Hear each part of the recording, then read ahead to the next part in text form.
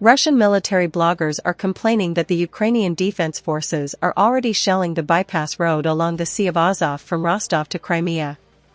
Ukrainian military personnel are also publishing videos of this. What significance does this land corridor have for supplying Russian troops and supporting combat operations? Russian military bloggers write that Ukrainian forces have begun to strike along the so-called land corridor to Crimea, which is located 160 to 200 kilometers behind Russian lines. On May 1, blogger Vladimir Romanov posted a video on his Telegram channel showing a Ukrainian kamikaze drone attacking a military truck on the highway near Mangush in the Mariupol district. The attack took place on a section of the rear land corridor to Crimea, Romanov wrote. In another video from May 10, Romanov claims that Ukraine is launching strikes using American Hornet UAVs against the logistics route between Mariupol and Berdyansk, up to 160 kilometers from the front line. He also published a video from the occupied part of the Zaporizhia region, showing a burned-out tanker truck near the highway. It was a rear-line route, completely rear-line. But now, accordingly, it's no longer rear-line. Now it's in the enemy's range, the enemy is cutting through the route, Romanov says in the video. Another Russian military correspondent, Alexei Zivov, notes that the Ukrainian armed forces are now reaching the key logistical artery of the Russian army, the Taganrog-Zankoy highway, which runs along the coast of the Sea of Azov through Mariupol, Berdyansk, Melitopol-Genechesk to Crimea. For those unfamiliar, this is the road used by trucks heading to Crimea and the SVO zone, along with gasoline and all military equipment. It's 100 to 160 kilometers to the LBS. This road is currently being expanded into a highway, Zivov wrote. Zivov notes that Ukraine is now attacking logistics on this road with American drones similar to the Russian Lancet. Using Starlink communications with a range of up to 200 kilometers, I would say this is an extremely alarming signal for the military group and civilian logistics, the Russian pro-war blogger added. Ukrainian military confirms fire control over the land corridor to Crimea. Pilots of the 1st Corps of the National Guard of Ukraine Azov are patrolling roads 160 kilometers from the front line.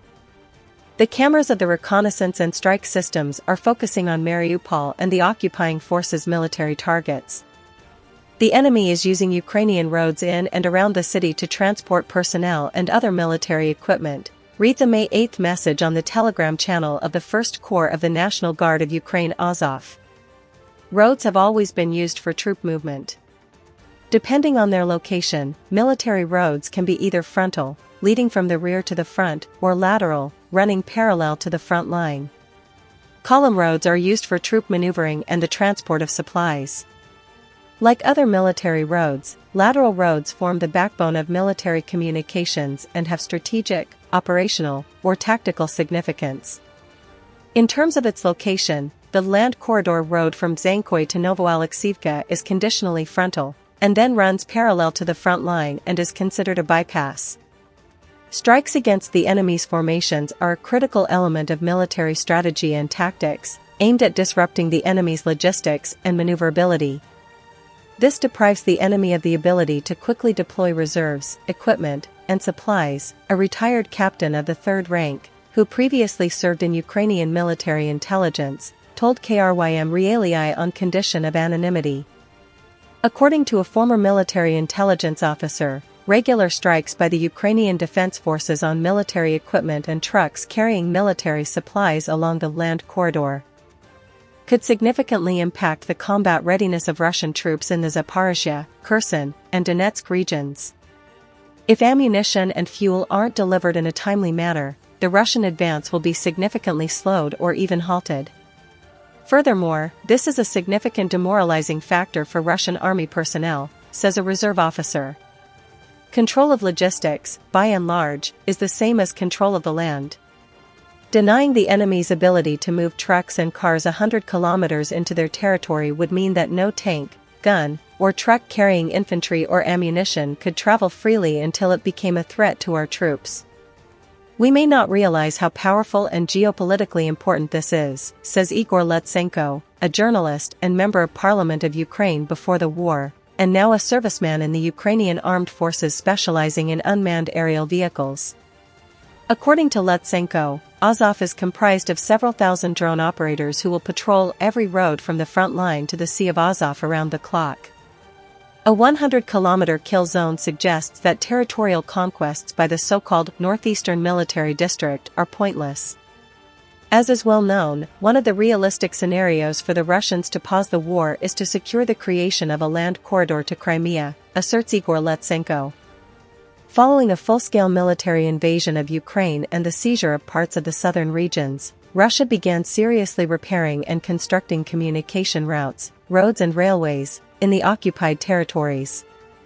Their primary purpose was to supply the Russian troop group with all types of supplies, weapons and ammunition, equipment and armaments, fuel and lubricants, food and clothing, and so on.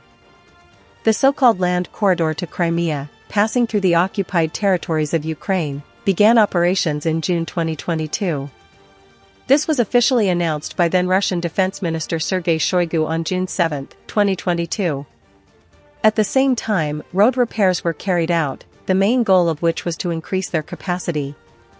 Thus, in December 2022, the Russian Ministry of Defense reported that road workers were working around the clock to restore part of the Simferopol-Mariupol-Rostov-on-Don highway, which runs through the Zaporizhia region.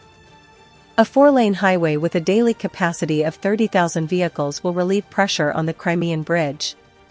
Construction of the main section of the highway will begin in January 2023, the agency said in a statement on its Telegram channel. 2 months earlier, part of the Kerch Bridge had been destroyed during the first Ukrainian attack on the bridge. Restoration took 2 months, and the Russian military now urgently needed an alternative route for delivering military supplies to the Kherson and Zaporizhia regions.